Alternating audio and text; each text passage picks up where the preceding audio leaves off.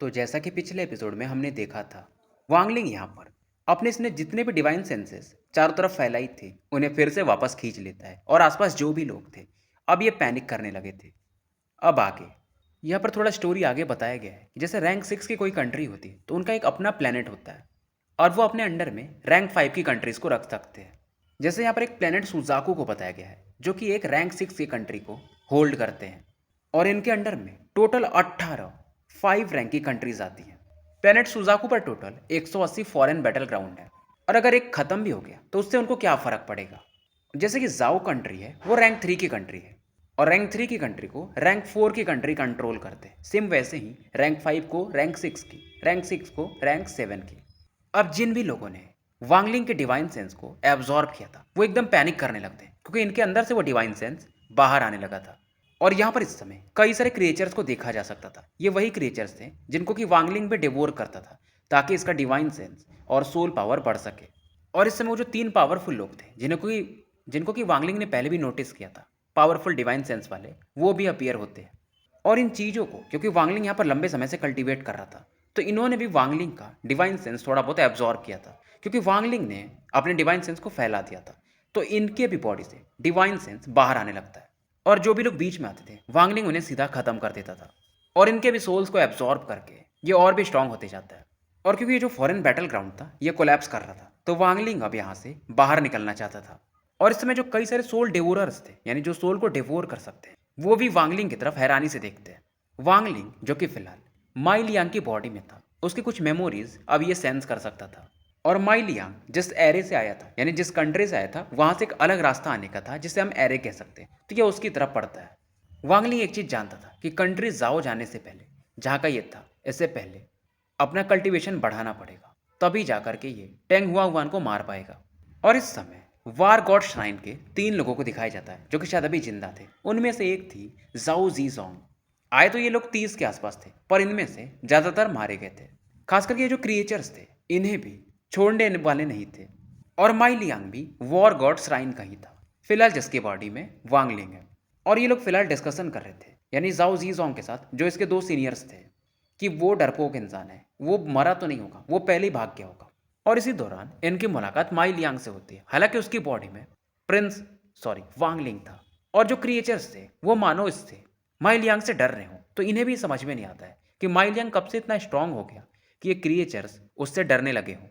Even जाओ जीजोंग के साथ जो 2 सीनियर्स थे वो भी कंफ्यूज हो जाते हैं पर फिलहाल इन चीज़ों को छोड़कर वो वांगलिंग के साथ आगे बढ़ने लगते हैं। और क्योंकि वांगलिंग के पास माई लियांग का थोड़ा मेमोरी था तो वो समझ सकता था कि ये तीनों लोग हैं कौन।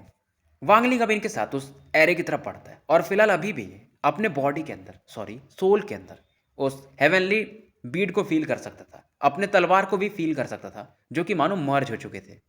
1 वीक तक ये चारों यहाँ से उड़ते रहते हैं और उस एरे की तरफ बढ़ते रहते हैं। और ये तीनों इस बात पर हैरान थे कि वो क्रिएचर्स तो आते थे इनके पास पर पता नहीं क्यों माई लियांग जो कि फिलहाल वांगलिंग है उसे देखकर ये लोग भाग जाते थे। जाओ जीजोंग पूछना तो चाहती थी पर शायद समय सही नहीं था पर इसे शक हो रहा था कि शायद ये माई लियांग नहीं है, इसे कोई पोजेस कर चुका है। वांगलिंग इस समय उन 2 लोगों को ढूंढ रहा था जिसने कि माई लियांग को मारा था। पर जब यहाँ पर ये पहुंचता है आसपास के लोकेशन में तो इसे पता चलता है कि वो दोनों भी मारे जा चुके हैं। वांगलिंग ने इन 2-3 सालों में चाहे इतने जितना भी समय गुजारा था यहाँ पर फॉरेन बैटल ग्राउंड में 8000 के आसपास सोल को डिवोर किया था, इसलिए अब इसे सोल डिवोरर भी कहा जाने लगा था। यहाँ पर इसे एक और वांडरिंग सोल मिलता है। हालांकि इसने भी सोल डिवोर किए थे पर शायद उन्हें यह पचा नहीं पाया था यानी इसका जो डिवाइन सेंस था सामने वाले सोल का वो काफ़ी मैसी था। पर ये जो भी सोल था इसका पावर वांगलिंग को कुछ कुछ सेटुनान के जैसा फील होता है यानी जो नासेंट लेवल का कल्टीवेटर होता है वैसा। अब वांगलिंग इस सोल को ऑर्डर देता है कि इस बंदे को मार दो। ये बंदा कौन था तो जो जाओ जीजोंग के ग्रुप में था सबसे शायद सीनियर था लिन टायो। लिन टायो तुरंत ही पीछे हटने लगता है। जाओ जीजोंग को भी समझ में नहीं आता कि ये चल कहाँ रहा है, क्या रहा है। ये वांगलिंग को रोकना चाहती थी पर ये कुछ बोल नहीं पाती है। लिन टायो पीछे भागने लगता है पर इसके दिमाग में एक ख्याल आता है। ये जानता था ये ट्रांसफर एरे तक पहुंच नहीं सकता और ये तुरंत ही कहता है कि मुझे मालूम है आप माई लियांग की बॉडी में कोई और हो, सीनियर आप जो भी हो, मैं आपका स्लेव बनने को तैयार हूँ यानी कि नौकर टाइप, पर मेरी जान बख्श दो। अब वांगलिंग भी ये जो वॉन्डरिंग सोल था इसके पास इसे रोक देता है। लिन टायो भी इस समय वांगलिंग की तारीफ करने लगता है कि शायद आप काफ़ी बड़े कंट्री से होके, और ये तुरंत एक हैंड सील बनाता है और इसका जो इसेंस ब्लड था ये वांगलिंग की तरफ दे देता है। अब इसकी इसेंस ब्लड लेने के बाद यानी वांगलिंग के पास एक तरह से कॉन्ट्रैक्ट था और ये इसे कभी भी मार सकता था। अब दूसरे वाले सीनियर की तरफ देखता है जिनका नाम यांग था। वो भी जानते थे और अपना इसेंस ब्लड वांगलिंग को दे देते हैं, क्योंकि इन दोनों को पहले से पता था कि माई लियांग की बॉडी में कोई और है। अब बारी थी जाओ जीजोंग की, जिसकी तरफ वांगलिंग देखता है। अब जीजोंग भी कहती है कि सीनियर, आपने माई लियांग की बॉडी कब पोजेस की थी? वांगलिंग इसका इशारा समझ जाता है। ये बताता है जब वो मर गया था तभी मैं एंटर किया था उसकी बॉडी में। जाओ जेजोंग समझ जाती है, मतलब उसे किसी और ने मारा होगा, और ये भी अपने इसेंस ब्लड को वांगलिंग की तरफ उछाल देती है। वांगलिंग भी कुछ छिपाता नहीं है, उसे मालूम था इन लोगों को शक तो हो ही गया होगा कि मैं कोई और हूँ इस बंदे की बॉडी में। तो अब एक तरह से ये तीनों वांगलिंग के स्लेब बन चुके थे। हालांकि जाओ जीजोंग इसका एक्सप्रेशन थोड़ा कॉम्प्लिकेटेड था, क्योंकि दिखने में भी ये काफ़ी सुंदर थी, और प्लस इसके पीछे बहुत सारे लोग थे, पर ये किसी के लिए फिदा नहीं हुई थी, और इसे ये भी लगता है कि शायद वांगलिंग इसके अंदर इंटरेस्टेड भी नहीं है।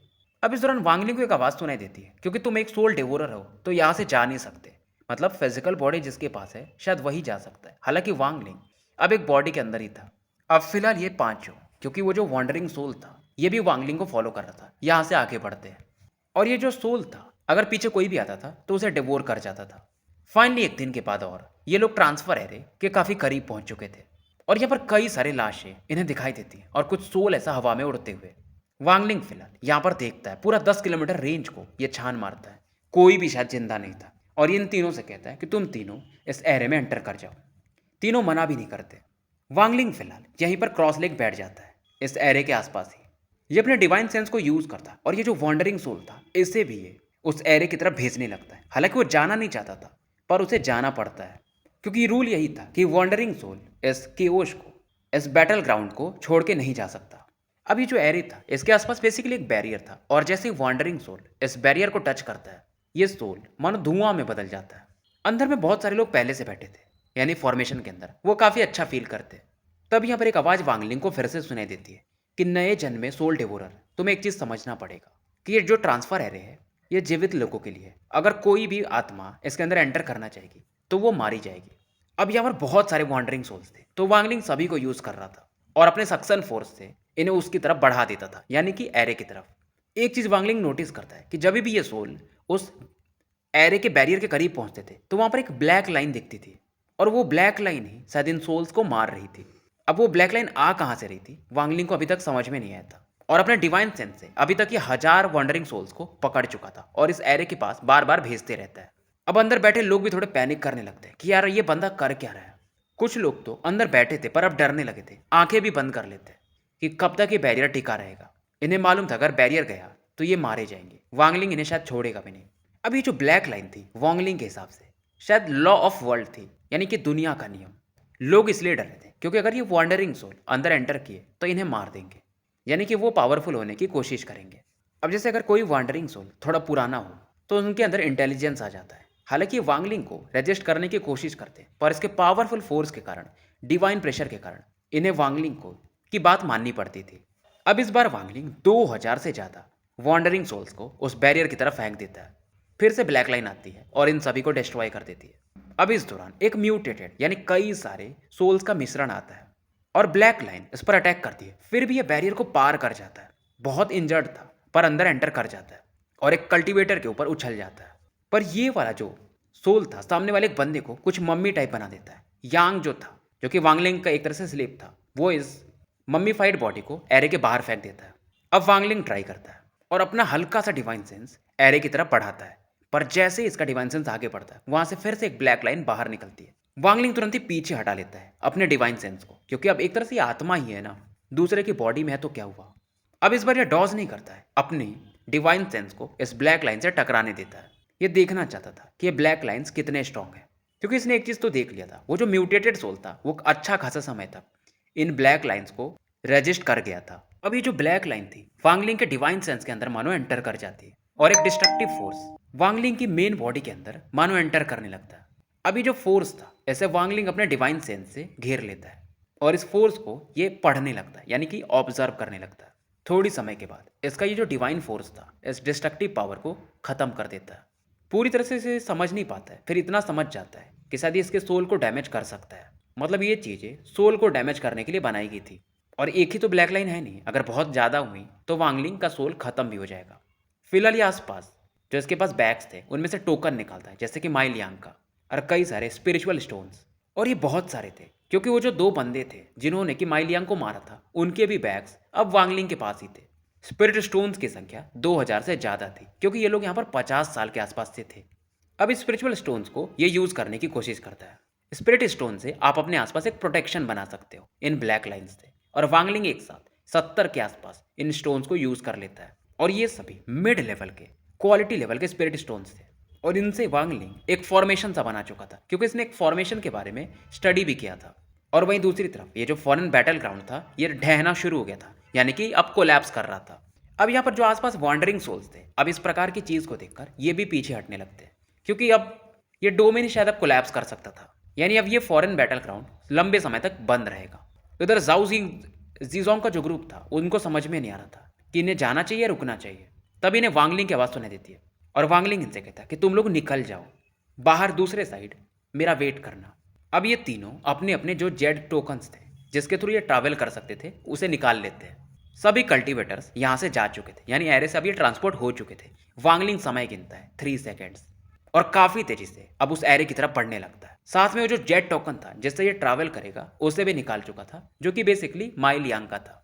फॉर्मेशन तो ये बना ही चुका था, और जैसे ब्लैक लाइन इसकी तरफ अट्रैक्ट होती है, ये जो फॉर्मेशन था इन्हें ब्लॉक करने लगता है। यानी इसके पास 3 सेकंड का समय था, एक एक करके ये सिंबल्स डिस्ट्रॉय होने लगते हैं, पर शायद ये समय काफ़ी था।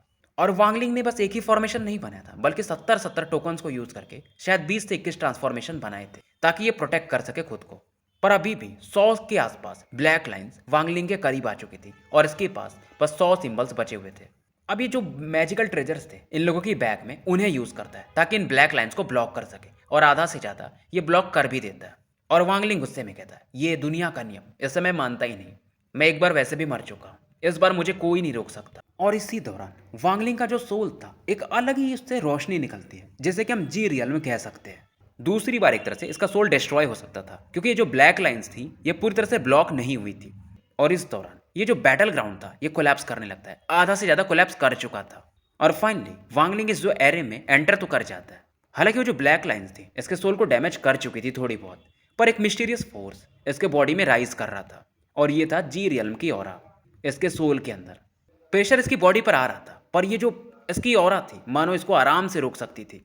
वांगलिंग ने जो जी रियल्म था ये शायद दूसरी या तीसरी बार फील किया था। एक बार जूमिंग वैली में जब इसके मम्मी पापा मर गए थे, दूसरी बार जब ये उस एरे में एंटर कर रहा था पहली बार, यानी कि टियांग हुआन ने जब इसे मारा था लगभग, और तीसरी बार अभी।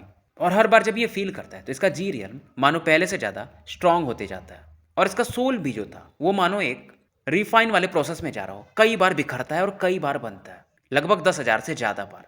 जैसे सोल छोटा होता है, फिर बड़ा, छोटा, फिर बड़ा, कोलैप्स करता है, फिर से नया बनता है। और ये जो जी रियल्म था इसके सोल से अब एक तरह से फ्यूज होने लगा था। और ये जो जायंट हैंड था, यानी कि ये जो लॉ की एनर्जी थी जो कि इसे रोकने की कोशिश कर रही थी, शायद यही वांगलिंग के सोल को वो पावर दे रही थी, वो टेम्पर करने का काम कर रही थी। एक तरह से वांगलिंग को मारना चाहती थी, पर यही वांगलिंग के लिए काम कर गई थी। और इस प्रेशर की वजह से वांगलिंग का जो सोल था वो जी रियल्म के साथ फ्यूज हो जाता है।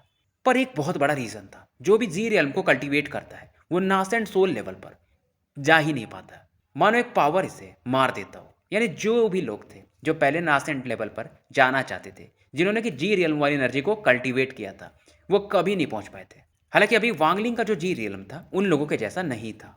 वांगलिंग का जो सोल था इसमें जो भी इम्प्योरिटीज़ थी इस पावरफुल हैंड के कारण, लॉ ऑफ नेचर के कारण खत्म हो चुकी थी, यानी कि मिट्टी में मिल जाती।